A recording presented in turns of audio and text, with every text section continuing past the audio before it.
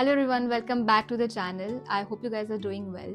My name is Mrunal and did my masters in molecular and cellular biology from LMU Munich and did my thesis in Technical University of Munich too. So I have experience of both universities.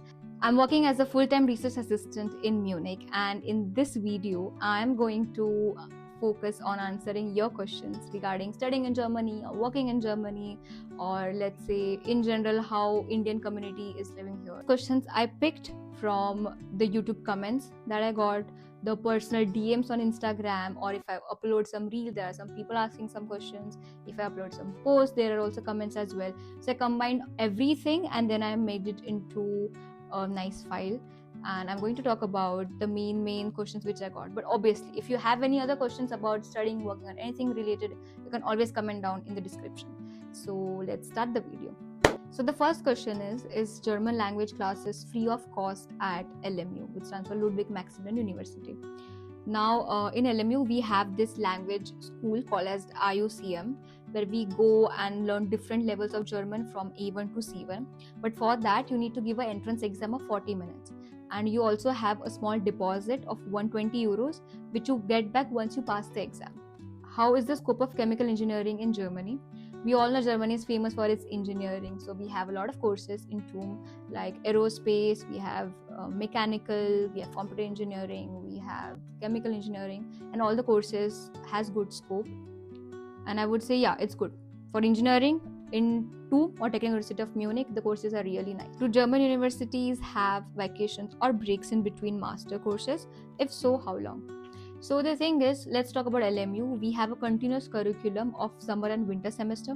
So the winter semester starts from October and it goes till April, and the summer semester starts from May and it goes till October.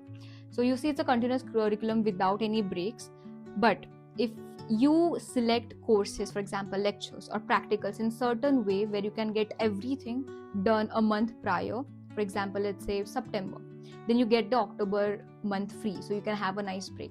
So it depends upon how you choose the courses. Like let's say like you choose 3 to 4 lectures or some practical seminar courses or some even this internships, for example research internships. So it depends upon how you place on what dates, then you can manage your vacation period, but it usually lasts for like 3 weeks or something like that. So the next question is, you got into the first and second ranking public university in Germany, can you tell us how? Actually, I'm planning to make another video, like a proper video where I talk about the journey, but the main things I would say is please have a good CV, good SOP, and good recommendation letters. These 3 things are very important to get into a nice ranking university. Also have very strong heart internships. So the next question is, please talk about the basic laboratory skills which is required for life science, particularly about MSc Human Biology.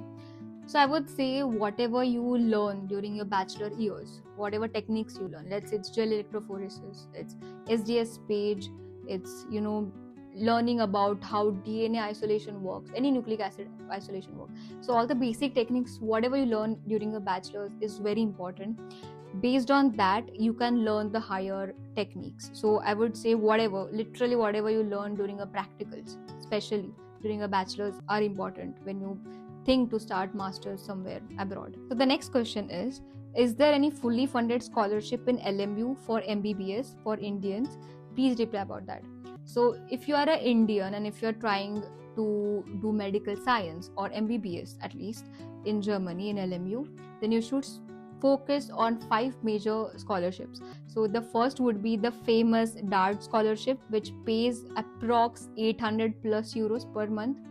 And second would be the Deutschland Stipendium, which pays 300 euros per month. Then third would be the LMU CIS scholarship. And fourth is the LMU Foundation grants, which pays both of them, which pays like 650 euros per month. And fourth is the Friedrich Ebert Stiftung scholarship. It also pays 650 euros per month.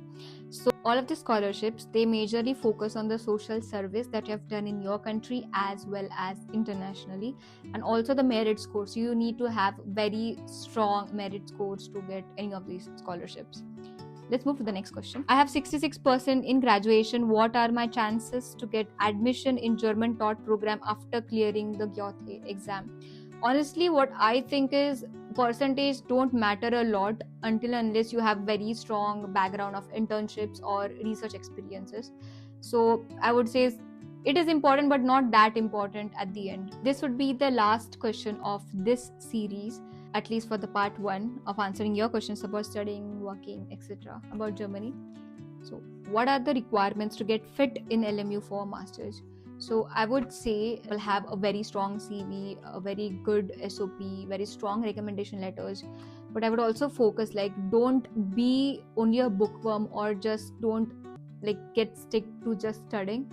Please make sure that you have hands-on experience, you have good internships, you also are engaging in extracurricular activities, like you have, let's say, participating in some NGOs or some NCCs or some sports background, dance or something like that.